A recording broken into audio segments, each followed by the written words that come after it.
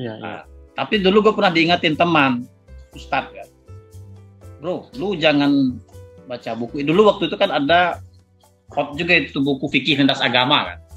Oh, itu udah ada ya kan, waktu itu. awal kita di kampus tuh.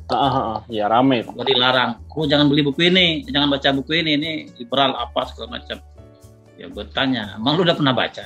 Kagak pernah kan. Kalau gue tanya lu mendefinisikan Abrar Aziz itu minatnya di mana, lu jawabnya kayak gimana tuh? Waduh.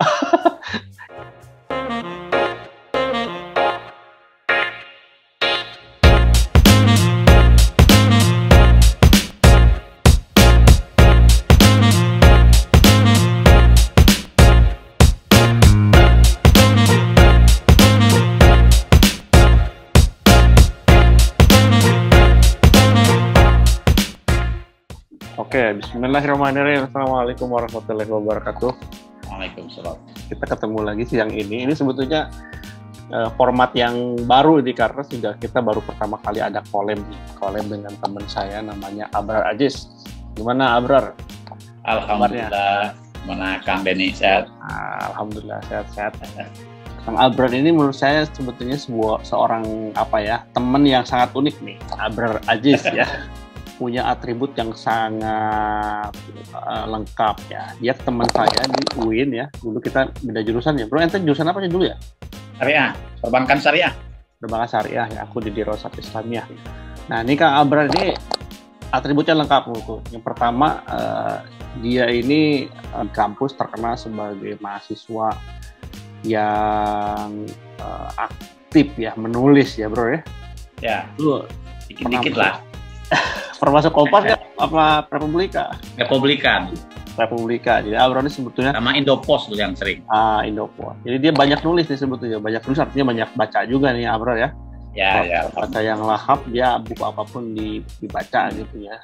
Jadi terus yang kedua, Abrar ini juga aktivis ya. Kita ketemu sama-sama di IMM Ciputat, kemudian juga di IPM ya sampai ke pusat. Ya. Nah, yang menarik lagi, ini dia juga sebagai organisatoris aktivis yang prestasinya sangat banyak gitu ya. Misalkan tadi aktif di berbagai macam organisasi. Abrar ini selain di IPM dulu di Pemuda juga ya. Ya. Dan sekarang juga aktif di kebangsaan nih sebagai masuk di KPU dan juga sekarang katanya sedang meniti juga untuk karir sebagai analis ya. Apa sih namanya tuh ya? Nggak ngerti juga kita, pokoknya trader kecil-kecilan lah kita ini. Retail trader. Iya nih. Jadi menarik nih, banyak yang bisa kita tanyakan ke Abrar atau banyak yang bisa kita banyak. Oke. Ya. Brar, sebetulnya mungkin bisa share dulu nih kita gimana perjalanan dulu ya, pengalaman dari kampung atau dari rumah ke Jakarta, kemudian bisa nyampe ke sekarang aktif di organisasi di tingkat pusat ya di Jakarta. Makasih ya Bro, mereka sudah mengundang. Kalau perjalanan gue sih yang prestisius sih nggak ada. Cuman memang banyak lika-likunya iya. Aku tuh aliyah aja 3. Kelas 1-nya MAN negeri, aliyah negeri. Kemudian kelas 2-nya negeri juga, itu di Padang. Kalau gua kan di Pariaman. Di Padang.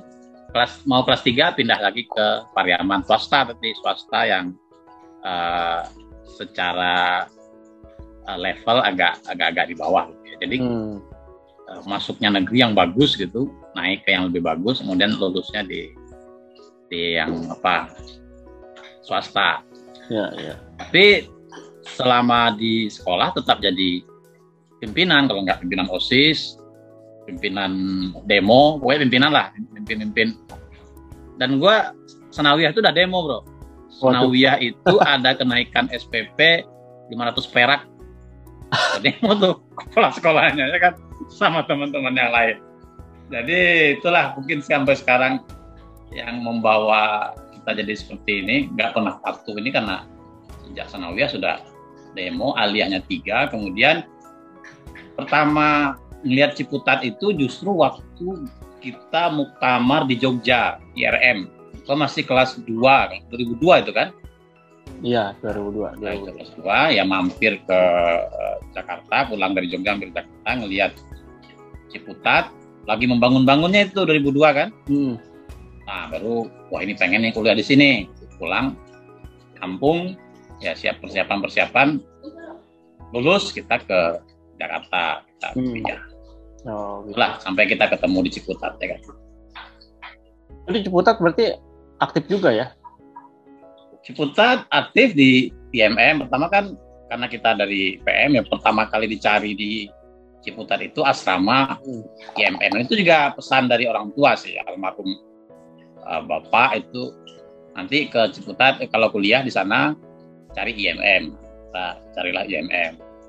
Terus juga cari organisasi Minang, ada dulu KMM namanya. Jadi memang kayaknya gue lebih banyak aktif organisasinya daripada di kampus, di kuliahnya maksudnya. Oh, gitu. Nah, sempat juga dulu di Racana UIN, Racana Pramuka ya, Racana Fathahilah, Mas Gandasari. Jadi di Pramuka gue pandega juga sebetulnya. Nah, tapi karena setelah di PP IPM ya banyaknya ya di Menteng. Jadi yang lain-lain udah enggak ini lagi. Yang kalau kayak misalkan kajian-kajian gitu, ada yang ikut nggak? Kelompok-kelompok. Dulu malah kita di komisariat IMM itu kan punya base camp ya.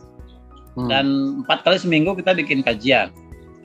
Gue lupa ya jadwalnya. Pokoknya Senin itu filsafat, misalkan besoknya sosiologi, habis itu fikih. 4 kali seminggu, Senin sampai Kamis, itu di komisariat, di base camp komisariat kita bikin kajian. Kalau di kampus ya kita ikut-ikut senior aja. Dulu senior kan ada yang ikut di LSAD gitu kan.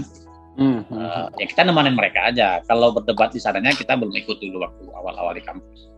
Ya, mendengarkan senior berdebat itu kayaknya juga memberi banyak kontribusi ke pemikiran kita. Jadi ketika dia sebut buku ini ya kita pengen beli tuh buku itu. Nah, tapi dulu gue pernah diingatin teman Ustadz ya, bro, lu jangan baca buku. Dulu waktu itu kan ada hot juga itu buku fikih lintas agama kan. Oh, itu udah ada ya waktu itu. Awal kita di kampus tuh. Ya rame. Gue dilarang, gue jangan beli buku ini, jangan baca buku ini liberal apa segala macam. Ya gue tanya, emang lu udah pernah baca? Kagak pernah kan. Lu tahu dari mana ini buku liberal kan? Rame. Gue dilarang, gue jangan beli buku ini, jangan baca buku ini liberal apa segala macam. Ya gue tanya, emang lu udah pernah baca? Kagak pernah kan. Lu tahu dari mana ini buku liberal kan? Akhirnya gue beli ya buku yang gitu-gitu. Semakin sering diperbincangkan, gue malah pengen baca buku. Gitu ya. Penasaran. Ya, jadi itulah dinamika kita di kampus dulu. Ya, artinya memang bukan orang yang fokus belajar doang ya? Iya. Kalau di IRM gue sama lu kayaknya. Aku mulai dari ranting, ketua ranting. Dulu kan rantingnya ada ranting masjid ya. Iya. Dulu tempat kita namanya Masjid Sejarah Muhammadiyah. Aku ranting masih tahun 2001 gitu, kelas 1 aliyah. Tapi maksudnya gue ngeliat ente wacananya itu banyak banget ya, dari mulai wacana keagamaan, politik sampai ke yang macam-macam lah gitu fokus, ya. Jadi semua gak ada ya apa aja bisa kita bikin. Iya, sebetulnya kalau gue tanya lu mendefinisikan Abrar Ajis itu minatnya di mana, lu jawabnya kayak gimana tuh? Waduh. Yang benar-benar mendefinisikan gue banget gitu, ente banget tuh apa sebenarnya? Tapi dulu tuh gue pengen jadi ustadz karena bapak gue ustadz kan. Ayah gue kan Buya. Iya. Buya Aziz kan namanya. Makanya sekolahnya Sanawiyah. Waktu SD juga paginya sekolah, sorenya MDA kan, malamnya ngaji. Jadi 3 kali tuh Pak. Tapi entah kenapa jadi aktivis itu membuat kita bergaul dengan banyak orang kan. Gue waktu aliyah saja itu udah ketemunya dengan bupati kan. Itu di IRM kan. Kayak kita mau pergi muktamar ke Jogja, itu ketemu bupati. Yang teman-teman boro-boro ketemu bupati, ketemu kepala sekolahnya takut ya nggak? Kita ketemu bupati minta duit. Jadi setelah itulah bergaul dengan banyak orang, jadi kita jadi biar gitu mau jadi ulama juga. Ini juga kayaknya oke gitu kan. Yang lain juga kayaknya oke, jadi semuanya apa yang didapat kita jalani. Padahal sebetulnya ente memang kalau dilihat dari jalur pendidikannya diarahkan untuk hoki agama gitu ya. Ya kayaknya gitu. Ya kan sampai sekarang sebetulnya aku masih ada jadwal khatib bulanan, khatib Jumat ya. Tapi nggak full, 2 kali sebulan ada. Ramadan juga kalau Ramadan itu full 30 malam. Ramadan besok jadwalnya udah full. Wah. Kayaknya ulamanya musiman kayaknya. Iya, menarik gitu ya. Sekarang ya fokus di KPU aja karena kita dapat amanah 5 tahun menjadi anggota KPU di Kota Palembang, ya kita banyaknya di sini. Makanya itu juga kan menarik ya, maksudnya dilihat dari latar belakang pendidikan gitu kan ya, itu kan agama juga banyaknya yang syariah ya. Syariah. Nah, sementara di KPU kan lebih banyak ke mungkin politik sama manajemen ya. Suka duka atau pengalaman paling menarik lah. Kalau di KPU kan kita mikirnya kan soal aturan-aturan dan regulasi. Ya. Nah, itu gimana menyesuaikannya atau memang karena tadi fokus? Ya, pertama sih yang paling susah menyesuaikannya itu adalah karena kita dulu kan murni aktivis ya. Nah, pergaulan kemana-mana. Jadi begitu jadi anggota KPU Oktober 2018 kan langsung diikat dengan satu aturan kode etik yang menurutku sih ini lembaga yang paling ketat mengatur kode etik. Karena memang ini juga lembaga yang paling rentan ya. Kalau penyelenggara pemilu kan integritasnya memang harus dijamin betul ya. Jadi kita bukan hanya diminta untuk berintegritas tapi juga kelihatan berintegritas gitu. Jadi kalaupun kita berintegritas, kita harus memperlihatkan kepada orang lain berintegritas. Jadi ini agak berat menjalaninya di awal-awal karena teman kita itu dari semua profesi, politisi itu banyak sekali saudara-saudara kita dari berbagai partai.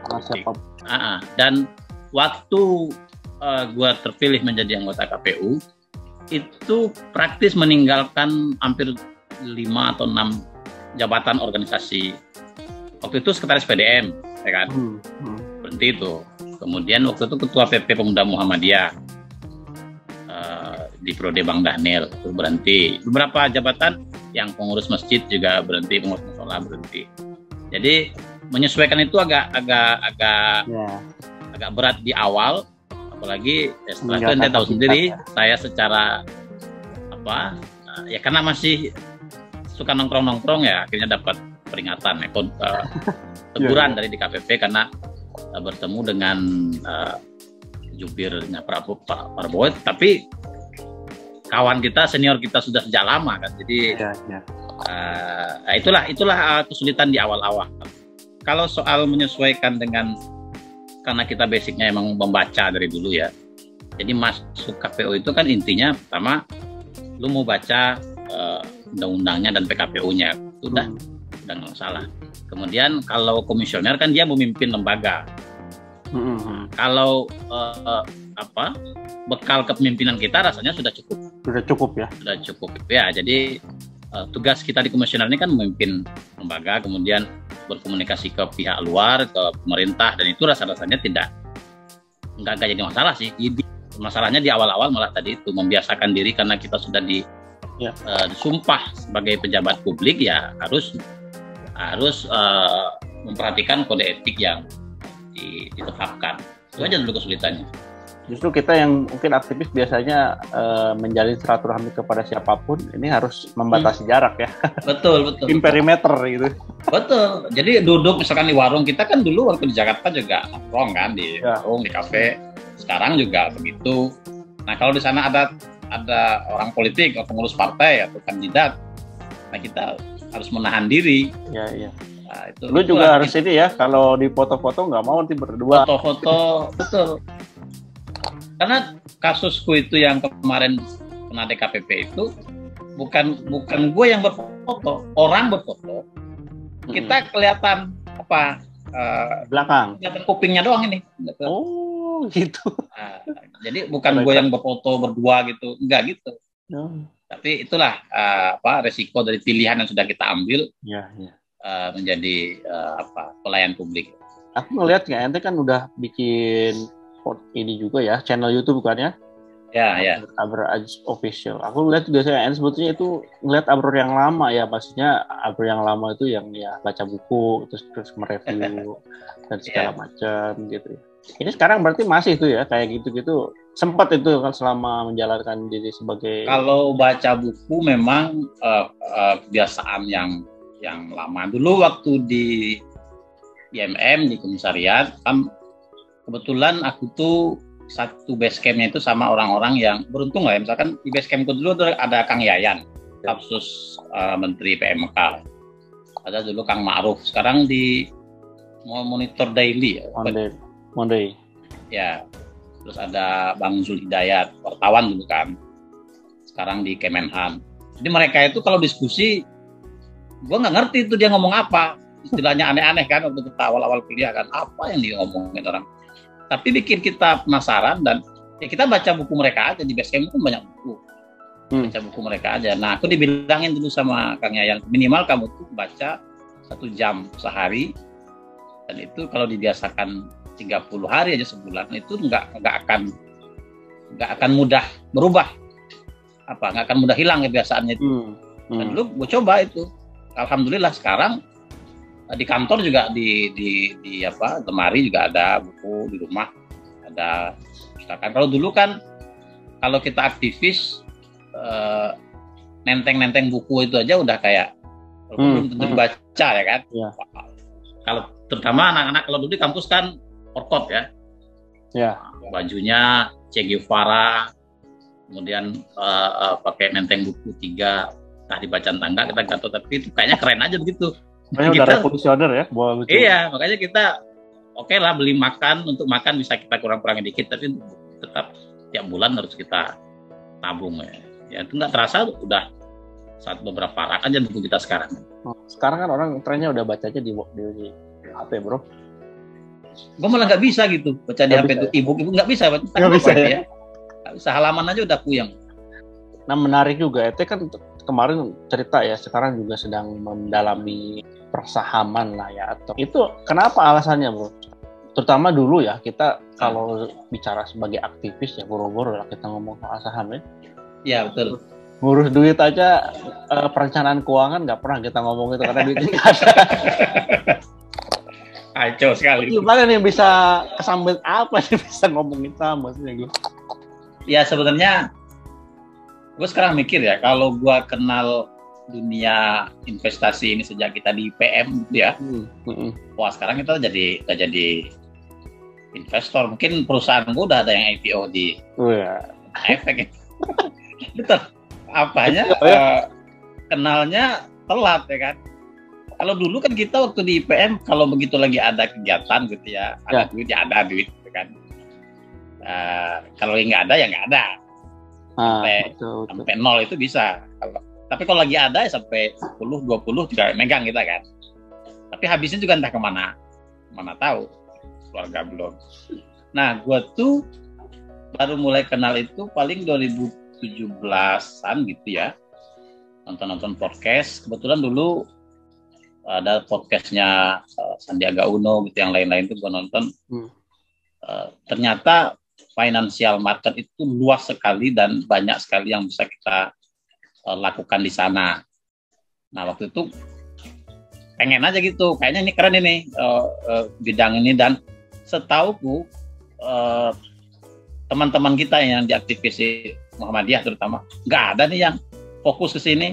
Nggak ada. Adalah yang usaha tapi bukan ini kan, usaha yang lain-lain ada. Tapi kayaknya belum ada nih anak-anak IPM atau Muhammadiyah secara umum yang betul-betul fokus di financial market. Padahal di pasar modal Indonesia aja uang yang berputar setiap hari itu hampir 8 ribuan triliun. Wah, masa lu nggak dapat 0,0001-nya, masa lu nggak dapat ya kan? Dulu pikirnya gitu aja, udah ini keren ya. Nah, coba dah tuh beli saham 5 juta kalau nggak salah gue invest pertama. Habis duitnya, nggak habis sih. Ya rugi lah pokoknya. Turun. Coba juga forex kan. Nah, ada yang bilang setelah gue rugi di saham, ada yang bilang kalau forex lu bisa kaya dalam seminggu katanya. Wah keren nih. Coba lagi invest di forex. Habis. Kalau forexnya habis beneran. Kalau saham uang kan nggak bisa habis ya. Iya. karena ada harga minimal saham. Kalau forex, duit lu taruh sore ini 10 juta, nanti malam bisa 0. Wah, itu babak belur lah kita kan, mana duit lagi nggak ada duit dimasukin sana habis. Nah, akhirnya kita belajar itu sebelum di KPO sih, apa namanya, mengenal dunia itu, belajar. Tapi karena kemudian di KPO belajarnya juga nggak yang sampai trading setiap hari, karena kan kita ada kerjaan terbatas waktu ya. Ya, tapi tetap baca, belajar, mengikuti perkembangan. Ya, kalau dari sisi skill sekarang, skill analisa teknikalnya lumayan lah, ada lah skill. Ya. Walaupun untuk investasi besar belum, karena kita masih ada amanah. Nanti kalau udah selesai di KPU ini, kalau mau lanjut ke profesional trader nanti ya. Sekarang belum sih. Menurut lu pengetahuan soal ini sekarang makin banyak ya, karena kan banyak sekarang dengan cerita-cerita banyak tawaran-tawaran investasi gitu kan, yang mungkin menyesat masyarakat segala macam. Itu kalau misalkan ini kan pasti nih ilmu mungkin masih baru lah ya ente ya, 2018 gitu. Tapi menurut ente kacamata dari dibandingkan yang lama gitu, harusnya masyarakat dapat pengetahuan soal kayak gini nggak, atau gimana? Itu banget ya. Pertama, ini penting banget. Dulu 2017 itu jumlah investor di pasar modal kita itu 1 jutaan. Sekarang pasca pandemi itu sudah 7 jutaan lebih. Jadi banyak sekali sekarang investor retail yang masuk. Tapi sebagian mereka gagal, rugi. Karena pertama mindset ya. Orang tuh mikirnya masuk pasar modal itu pengen cepat kaya. Sekarang lu tanam modal, bulan depan lu udah bisa beli Ferrari itu. Karena yang diiklankan kan begitu kan. Betul. Sehingga itu hancur-hancuran banyak. Yang bunuh diri ada, yang sampai jual rumah, gadaikan sertifikat rumah ada. Jadi edukasi, literasi untuk financial market ini menurutku penting banget. Yang kedua, karena financial market itu ada yang saham kan, ada yang futures ya. Futures itu ada forex, ada komoditi, sekarang ada yang kripto. Itu yang terbaru. Penting banget untuk kita sampaikan ke masyarakat, karena masyarakat kita ini masih ikut-ikutan gitu. Kemarin yang kasus binary option ya, binomo itu seperti trading, mengatasnamakan trading, tapi dia tidak lebih dari sekedar judi.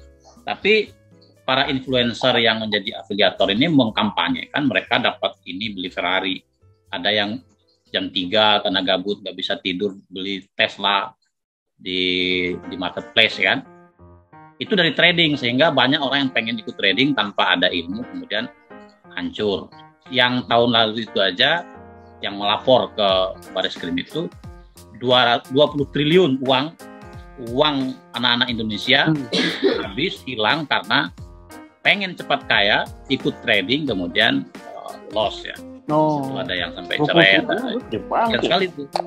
Ya, nah, maka butuh edukasi. Mungkin ke depan kita ya orang-orang yang agak tercerahkan begini lah ya, harus mengedukasi masyarakat supaya ya kalau semakin lu pengen cepat kaya gitu, semakin lu akan habis. Semakin pengen cepat kaya.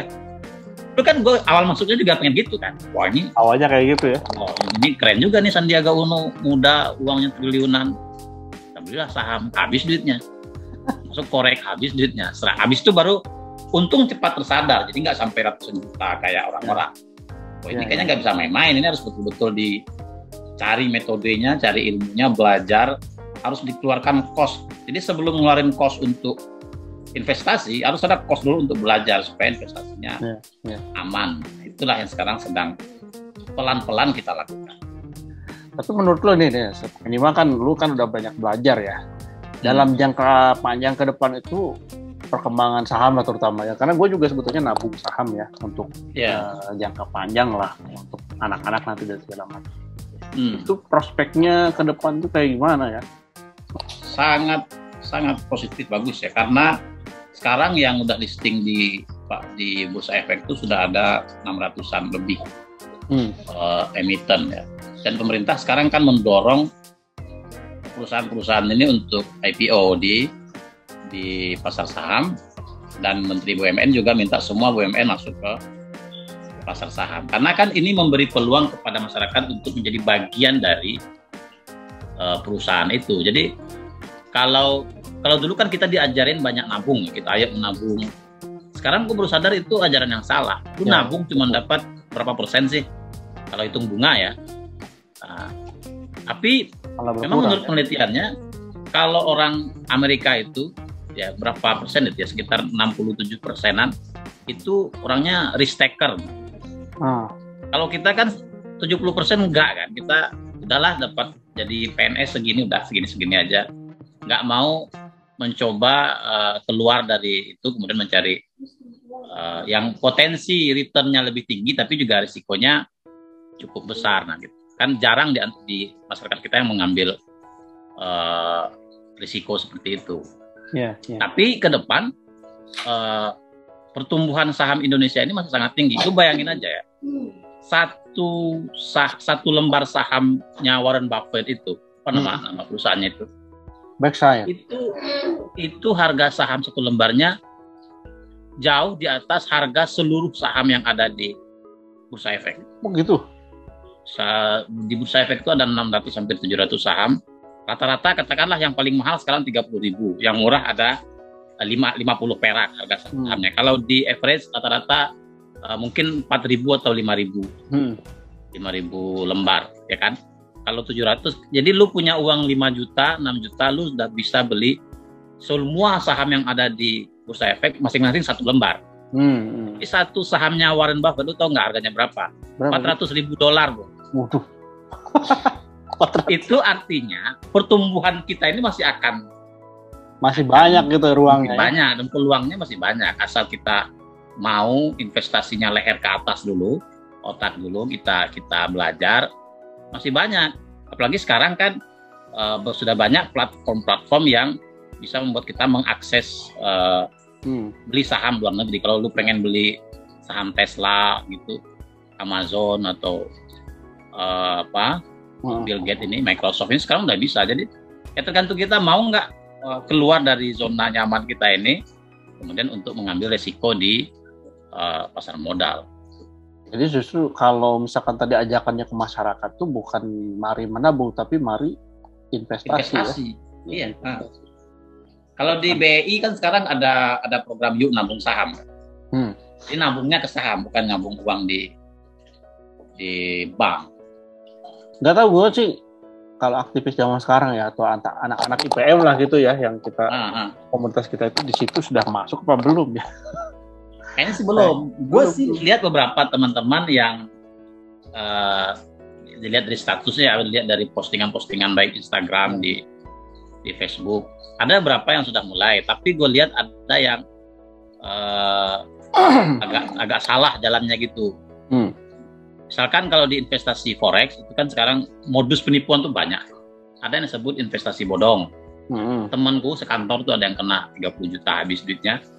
Jadi ada orang yang mengaku expert di bidang trading forex, lu nitip dana ke dia, udah, sekarang dia kabur, tak kemana ya kan? Itu modus yang paling banyak. Karena tadi pengen cepat kaya tadi. Kalau lu ditawari oleh investor fixed income per bulan sekian, itu udah pasti bohong, udah nggak ada yang kayak gitu ya. Yang fix itu ya lu deposito, ya itu fix tuh, atau bond ya, surat utang negara.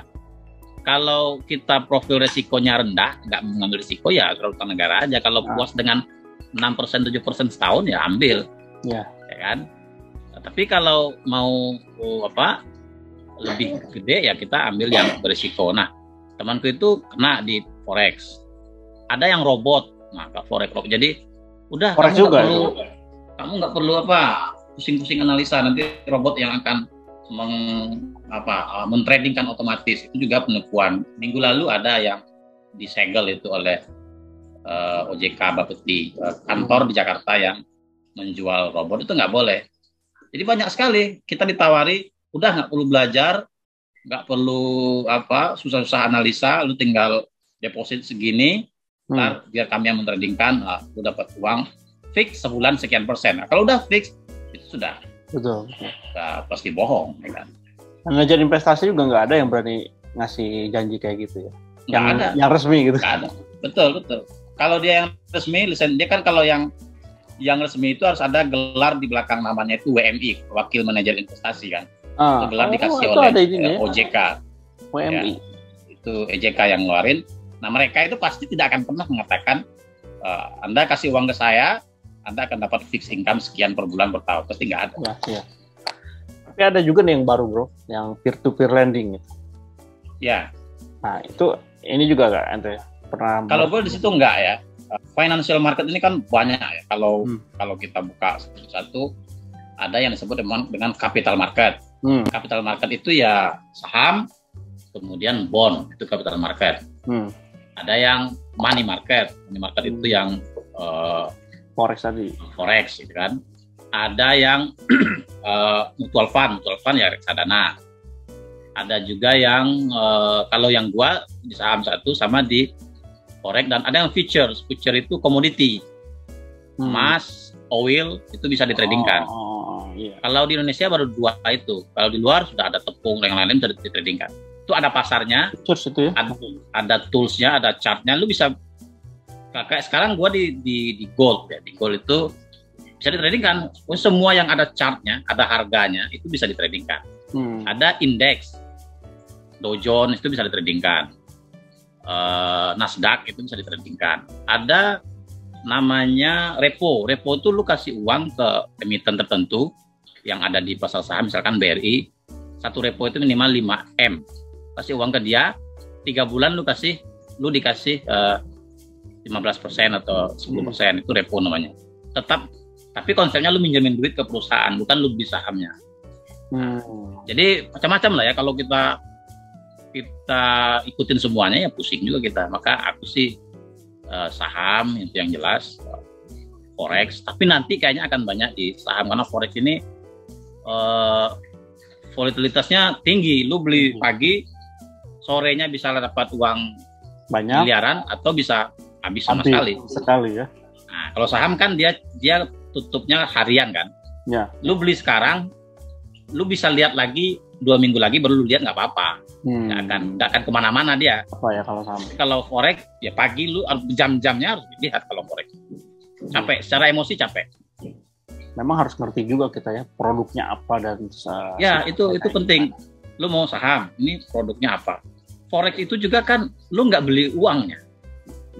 Dia namanya, kalau di trading forex itu marketnya namanya over the counter market. Jadi itu marketnya nggak real, diciptakan sebuah market yang harganya mengacu kepada market yang asli. Dan lu trading diberi leverage, utang. Kalau forex kan kayaknya masih banyak yang ini juga ya, secara syariah hukumnya. Ya itu debatable sih. Tapi selama harga yang acuannya masih kalau binomo itu kan dimain-mainkan harganya. Ya. Itu masih yang kita perdagangkan itu kan nilai kontraknya berapa harganya, termasuk oil, termasuk emas tadi itu. Kita nggak beli emasnya, walaupun lu trading di mana, trading di gold, lu nggak beli emas, lu beri nilai berapa harga emas pasaran gitu. Oke. Saham juga ada yang gitu, jadi saham yang over the counter juga ada. Jadi lu beli saham tapi lu nggak tercatat di bursa efek, lu beli, dan itu kelebihannya dia bisa sell. Kalau di spot market lu beli di mana, di BI itu kan harus beli dulu. Kalau udah punya barangnya baru kapan-kapan bisa di sell. Kalau di over the counter ini lu nggak punya barang bisa langsung sell. Jadi mau marketnya turun mau naik itu bisa cuan. Itu konsepnya kalau di over the counter market. Kalau di spot market seperti di bursa saham itu ya kalau lu ada barang naik lu jual dapat untung. Memang banyak sih variabel-variabelnya. Jadi panjang juga kalau mau kita ceritakan sekarang. Ya. Ini kayaknya waktunya nih ya, udah lewat nih. Mungkin ini terakhir lah. Lu kan sekarang ya kurang lebih lah ya. Kita kalau misalkan mau ngomong ke anak muda, anak-anak lah, atau ya yang khususnya diri kita yang lebih muda ya di masa lalu lah. Apa petuah bijak ini kalau soal tadi investasi yang lu bisa sampaikan? Ya pertama kita harus tahu betul apa yang kita kerjakan. Misalkan lo milih investasi di saham, ini perusahaannya siapa yang punya, ya kan? Itu namanya analisa fundamentalnya ya. Ini siapa yang punya, utangnya berapa. Kalau dia listing di Bursa Efek, itu kan kelihatan laporannya. Disebut dengan debt to equity ratio-nya kan. Rasio utang terhadap modalnya berapa. Itu harus betul-betul diketahui, jangan asal. Sekarang kan banyak juga yang pom-pom. Beli, ikut rame-rame. Tiba-tiba nyungsep kan. Jadi kalau berniat masuk di pasar saham ini dan berniat bisa tetap bertahan dan meraih cuan, ya harus ketahui betul ini yang mau diperdagangkan ini apa. Harus mau keluar modal untuk belajar. Jadi jangan maunya cuan aja, dan modal belajar itu enggak lumayan lah ya, belajar itu lumayan mengeluarkan biaya. Yang kedua juga ya perlu juga modal untuk mengasah mental. Secara teori lu bisa memprediksi ini akan naik turun, tapi begitu masuk ke uangnya dimasukin, misalkan ini ada demo account nih, lu trading di demo account rugi 10 juta kan nggak berasa apa-apa kan, uangnya virtual. Tapi begitu masuk uang asli rugi 2% aja itu sudah stres. Nah biasanya investor itu kenanya di sana. Jadi kalau rugi sekali 2 kali dia nggak mau masuk lagi. Semua investor yang aku tahu awal-awal dia pasti rugi. Nah sampai nanti pada top levelnya itu dia sudah trading dalam keadaan emotionless. Jadi dia mau rugi, dia mau untung. Kalau sudah sampai pada tahap itu, itulah baru disebut sebagai profesional atau apalah istilahnya itu. Sehingga keuntungannya akan mengikuti kalau dia sudah trading dengan emotionless. Kalau masih melibatkan emosi itu susah untungnya, karena rugi 2% takut duitnya hilang, di-cut. Ternyata pas di-cut dia naik ke atas, ya kan? Nah, nanti nyesal. Jadi menjaga emosi dalam trading itu perlu. Dan yang terakhir, ada penyakit yang banyak diidap oleh para trader itu adalah fear and greed. Takut. Jadi udah bagus nih patternnya, ini kita udah tahu dia akan naik ini, tapi takut masuknya. Tiba-tiba dia udah naik, ketinggalan. Yang kedua greed. Nah, greedy ini yang kita kan, sama gua dulu juga masuk investasi ini kan pengen kaya. Semakin lu pengen cepat kaya, semakin lu akan nyungsep di pasar modal ini. Itulah kira-kira bro. Kalau gua sih belum bisa dimintain petuah ya, belum sukses juga di pasar modal. Tapi kata yang sudah sukses begitu, gue nyampein kata yang sudah sukses. Iya. Tapi minimal ya kita lah ya harus terus mengupgrade juga. Ini penting juga ya untuk mengetahui bahwa ada peluang ya selain kita menabung ya investasi kayak gitu. Tapi harus tahu barang apa ini. Dan ke depan itu yang bagus, yang prospeknya bagus itu digital. Kalau bank sekarang kan yang naik ratusan puluhan persen itu kan bank-bank digital itu, Bank Jago, ada bank-bank digital ya, itu banyak yang baru tuh, banyak banget ya. Itu yang sekarang justru sahamnya di bursa saham sedang lagi naik. Bagus ya. Gitu bro. Oke, Bro. Makasih banyak nih ya. Jadi sama-sama nih. Lengkap nih kita bicara dari mulai agama sampai ke politik jadi ya, atau penyelenggara negara sampai ke bursa saham nih kita ngomong di situ. Jadi itulah menariknya Abrar Aziz. Jadi dia dididik sebagai calon ustadz yang suka membaca dan itu ada gue tulis di bukuku. Gue nggak bawa bukunya ya. Buku yang mana bro? Yang Surat Galau untuk Tuhan itu. Jadi ada seseorang yang dia ulama, cita-citanya ulama, kemudian dia sekolahkan oleh bapaknya ke Jawa, pesantren, tapi karena dia nggak sanggup bangun jam 3 tiap hari, dia pulang kampung. Kemudian dia turunkan jadi ulama, menjadi ustadz, maksudnya dia sanawiyah. Kemudian sudah berapa lama di sanawiyah juga prestasinya nggak bagus, turunkan lagi, cita-citanya jadi guru mengaji. Tapi begitu ada kasus dekat kampungnya guru mengaji ini mencabuli santriwatinya, akhirnya dia gak mau juga. Ganti haluan sama sekali. Itu ada ditulis di apa nih. Iya. Oke, Abrar, makasih banyak ya. Kita Bro. nanti saya kira masih banyak yang bisa kita diskusikan lagi, pengalaman-pengalaman hidup dan pengalaman profesional ke depannya. Semoga sukses dengan pilihan apapun ke depan ya. Dan semoga sehat-sehat semua bro keluarga. Amin, amin. Semuanya baik, teman-teman semuanya, ini perbincangan pertama dengan Abrar, mudah-mudahan pasti itu memberikan banyak insight ya. Seperti lembaganya Abrar juga tuh ada insight di situ. Ya, nanti ketemu lagi di tamu yang selanjutnya dan di vlog selanjutnya atau di video selanjutnya. Terima kasih. Assalamualaikum warahmatullahi wabarakatuh. Waalaikumsalam warahmatullahi wabarakatuh.